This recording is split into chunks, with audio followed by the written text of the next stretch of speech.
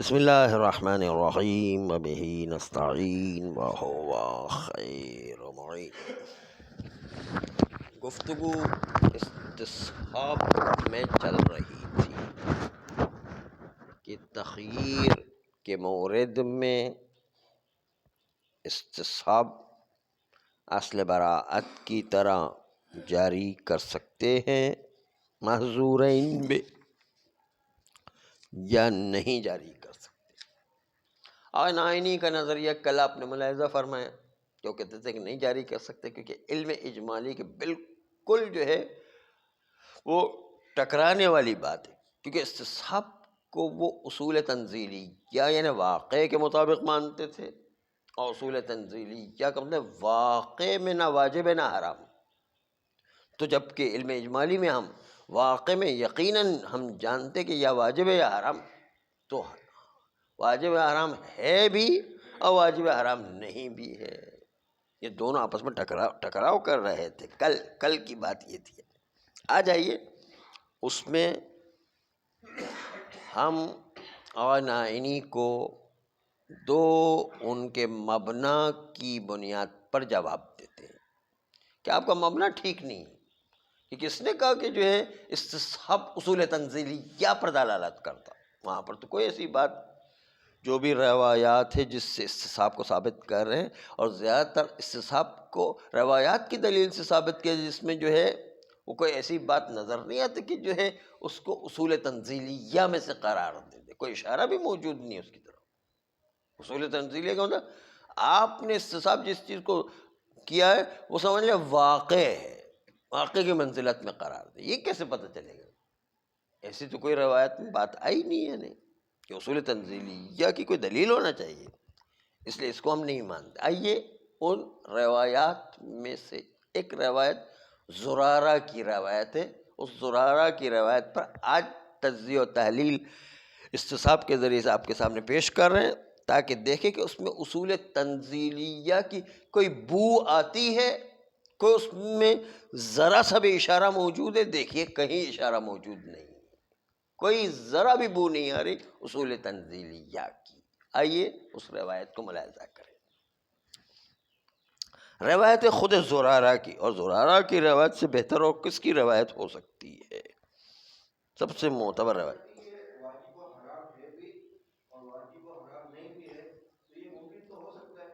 کیسے ممکن ہوگا؟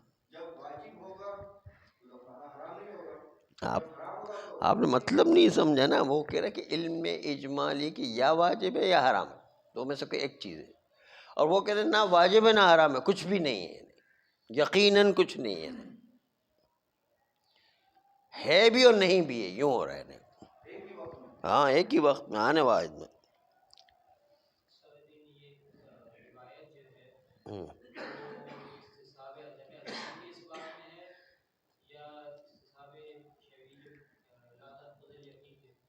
استصحاب اس بات کی دلیل ہوگا کہ اصول تنزیلیہ بن رہا ہے یا نہیں، اس کو دیکھنا ہے صرف ہمیں۔ اس استصحاب کی جو دلیل روایت آ رہی ہے زرارہ کی، اس میں صرف آپ کو یہ ملاحظہ کرنا ہے کہ اس میں اشارہ بھی موجود ہے تنزیلی ہونے پر کہ واقع کی منزلت میں قرار دیں، یا اشارہ بھی موجود نہیں ہے، یہ دیکھنا ہے خالی بس۔ آئیے آپ اس روایت کو ملاحظہ کریں زرارہ کی۔ مورد شک جو ہے وہ یہ ہے کہ 3 و 4 رکعت کے درمیان شک ہو جائے، تو امام علیہ السلام سے پوچھا کہ ہم کیا کریں؟ تو امام علیہ السلام نے کہا فَيَبْنِي عَلَيْهِ، جہاں پر ہے اسی پر بنا رکھیں، یعنی وہیں پر ٹھہر جائیں، اور پھر نماز کو ختم کرنے کے بعد قام وَأَضَافَ إِلَيْهِ أُخْرَى، کھڑا ہو جائے گا اور اس کی طرف ایک اور رکعت اضافہ پڑھے گا۔ یہ امام کا جملہ تھا، قام وَأَضَافَ إِلَيْهِ أُخْرَى۔ دیکھیے یہاں پر آپ نے امام کے دونوں جملوں کو ملاحظہ کیا، یبنی علیہ جہاں پر ہے وہیں پر بنا رکھے، اور کھڑے ہو کر کے 1 رکعت اور اضافی نماز پڑھے. 2 جملے آپ نے ملاحظہ کیے امام کے. ان دونوں جملوں کے اندر کہیں یہ بو آ رہی ہے کہ اس کو آپ واقع قرار دیں؟ کوئی ایسی بو آ رہی ہے کہ بھئی امام نے خالی آپ کو اپنا عملی وظیفہ بتایا ہے کہ اگر آپ کو 3 و 4 میں شک ہو رہا ہے تو آپ کو عملی میدان میں کیا کرنا ہے، صرف اس کو بتایا گیا. عرف کے پاس کسی کے پاس بھی لے جائیں تو وہ سب یہ فیصلہ کریں گے. امام کہنا چاہتے ہیں کہ آپ کا وظیفہ شرعی ہے کہ آپ اس کو یہیں پر چھوڑیں، وہ نماز کو مکمل کریں اور ایک کھڑے ہو کر کے 1 رکعت نماز پڑھیں. اس میں کہاں اشارہ ہے کہ اس کو واقع امام نے بنایا ہوا ہے؟ یہ تو آپ کو وظیفہ شرعی بتا رہا ہے کہ آپ کو عمل کیا کرنا ہے. ظاہری طور پر تو عرف سب یہی کہے گا کہ جو ہے اس میں خالی امام نے اپنا وظیفہ بتایا کہ کیا کرنا ہے. نہیں، کہاں واقع کی طرف اشارہ ہے اس کے اندر؟ ہاں بس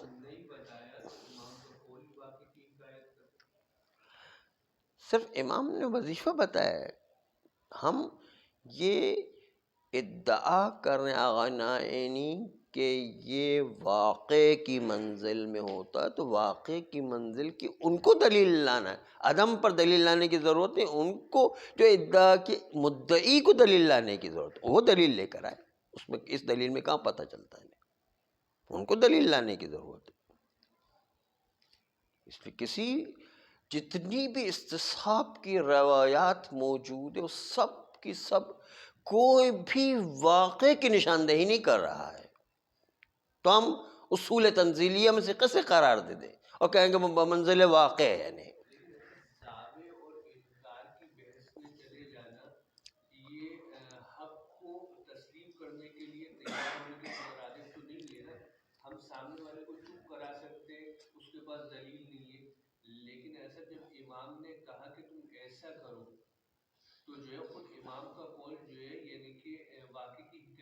کرو ہے نا عملی میدان میں کرو، ایسے نہیں.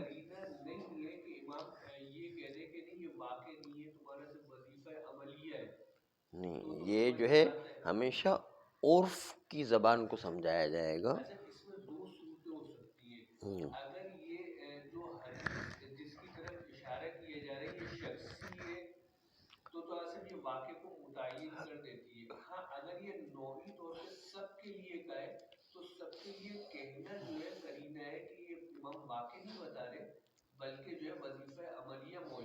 ہاں وظیفہ عملیہ ہے. یہ جو ہے کلی طور پر یہ بتا رہے ہیں کہ 3 و 4 میں شک ہو تو یہ کرنا ہے بس.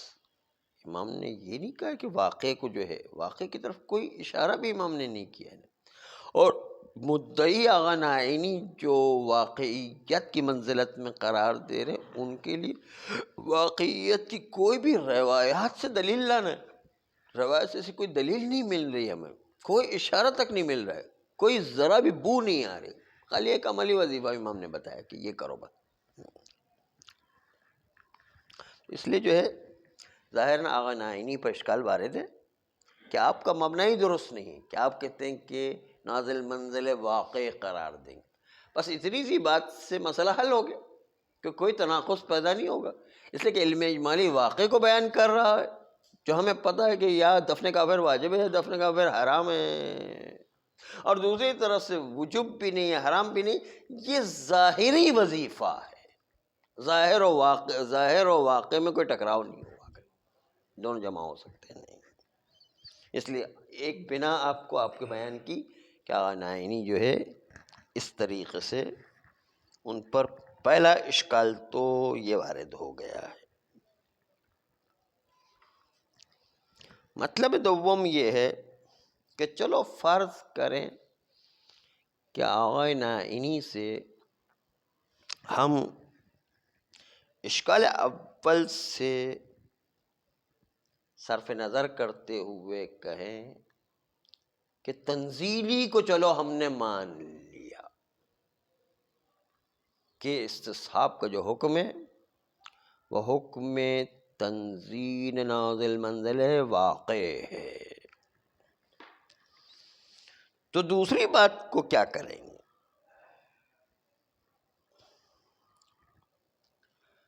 وہ یہ کہ آپ نازل منزل کا مطلب یہ کہہ رہے تھے کہ التزامی طور پر آپ عقیدہ رکھیں کہ یہی واقع ہے. موافقت التزامی کیا بواقع ہے. موافقت دو قسم کی ہے. رسائل میں بڑی تفصیل سے گزر گئی بات. موافقت قطعیہ عملیہ اور موافقت قطعیہ التزامیہ، اس پر بہت لمبی چوڑی گفتگو رسائل نے بھی کی، کفایہ میں بھی کی، دونوں میں آئی ہے یہ گفتگو. تو کیا موافقت قطعیہ التزامیہ واجب ہے یا موافقت قطعیہ التزامیہ واجب نہیں ہے؟ یہ بحث آپ کو ذہن میں بات یاد آ جائے اس لیے عرض کر رہے ہیں. مخالفت یعنی ہم نماز ظہر کی واجب ہے، ذہن میں بھی یہ رکھنا ہے کہ نہیں وہ واجب ہے. ہاں تصور سے یعنی عقیدہ ہے، ہمارا عقیدہ ہے کہ ظہر واجب ہے مثلا. اسی طریقے سے جتنے بھی واجبات ہیں اس پر جس طرح عمل کرتے ہیں اس طرح واجب کا یقین بھی رکھنا ضروری ہے. یہ التزام ذہنی ہوا کرتا ہے. دوسرا ہے موافقت واقعیہ عملیہ، تو عمل کے میدان میں دکھانا ہے کہ ہم نے شریعت کی عمل کے میدان میں موافقت کی ہے. آئیے بحث کو آگے بڑھاتے ہوئے فرض کے شروع کرتے ہیں گفتگو. ہمیں اس بات کو کہ موافقت التزامیہ احکام میں لزوم کے عنوان سے کتاب قحط میں بحث رسائل و کفایہ میں گزر چکا ہے کہ موافقت قطعیہ التزام میں واجب نہیں ہے اگرچہ کہ عمل میں واجب ہے. ہر تکالیف الہیہ میں سے دو نوع موافقت رکھتی ہے اور دو نوع مخالفت. لکل تکلیف موافقتان و مخالفتان. آیا دو موافقت یا دو مخالفت ہے، یہ ایک موافقت اور ایک مخالفت اس سے زیادہ نہیں ہے. ایک کا مطلب خالی موافقت عملیہ ہے اور مخالفت عملیہ التزامیہ کو نہیں مان رہے ہیں.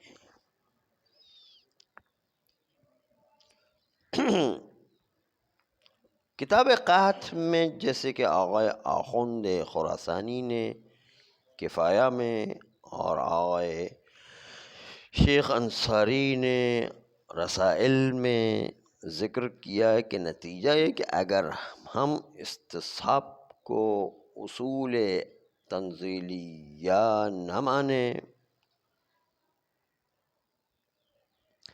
دوسری طرف سے علم اجمالی و وجوب و حرمت موافقت التزامیہ لازم نہ ہو، جب موافقت التزامیہ لازم نہیں ہے تو پھر وہاں پر وجوب و حرمت جو اجمالی طور پر ہم جانتے ہیں وہ موافقت التزامیہ کے ساتھ جب وجوب ہی نہیں ہے، الزام ہی نہیں ہے، تو کوئی ٹکراؤ نہیں رکھے گا۔ مثلا دوران بین محظورین میں ہم دو استصحاب جاری کرتے ہیں، دوسری طرف سے ہمیں علم ہے کہ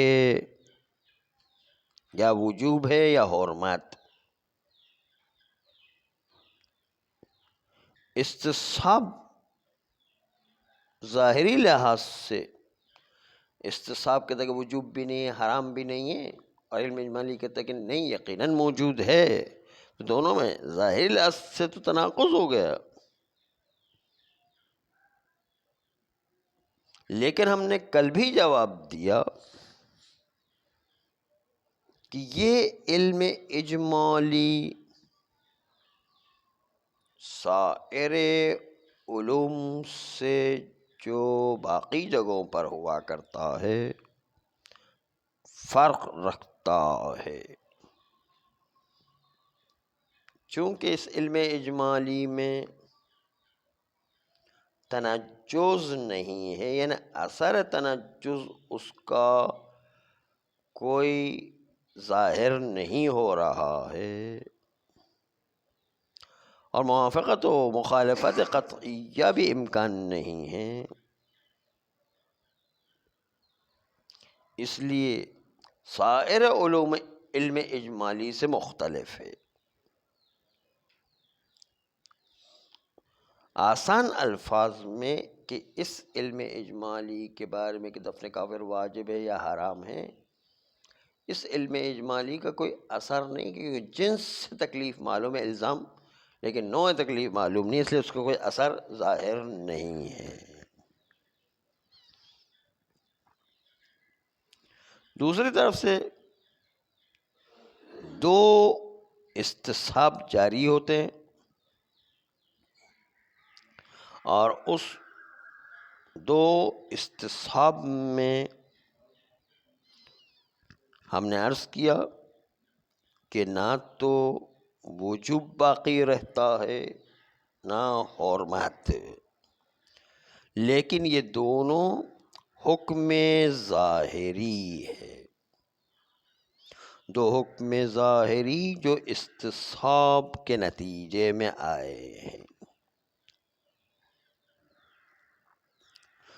چنانچہ یہاں پر حکم واقعی علم اجمالی اور حکم ظاہری دو استصحاب، ان دونوں میں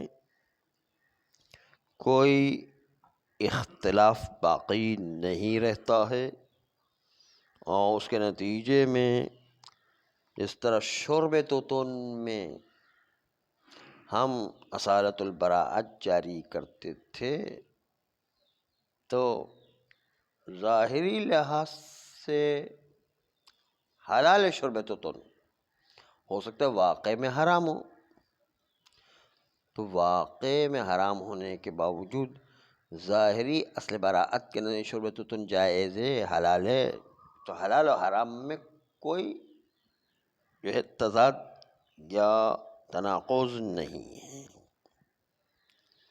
اس طرح یہاں پر بھی علم اجمالی ہے کہ وجوب حرام میں سے کوئی ایک ہے، دوسری طرف ظاہری طور وظیفہ یہ ہے کہ نہ واجب ہے نہ حرام، آپ کی مرضی جو چاہے کریں، یہ ظاہری حکم ہے، تو ظاہری حکم واقع کے حساب سے ٹکراؤ نہیں رکھا کرتا ہے۔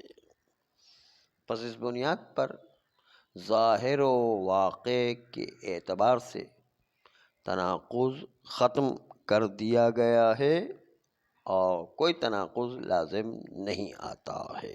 پس آئینی کو دوسرا جواب یہ کہ چلو ہم نے تنزیلی کو چھوڑ دیا، تو پھر بھی جو ہے یہاں پر یہ جواب موجود ہے کہ ہم ایک کو ظاہری لیں گے، ایک کو واقعی لیں گے، اور کوئی ٹکراؤ لازم نہیں ہے. آپ دونوں میں ٹکراؤ لے کر آ جائے، ٹکراؤ ختم ہو گیا. نہیں، کوئی ٹکراؤ نہیں ہے. نہیں، ہاں، یعنی آن آئینی کو جواب تھا اصل میں، تو رد کر دیا. آن آئینی کو دونوں طریقے سے رد کر دیا گیا ہے. صلی اللہ علیہ وآلہ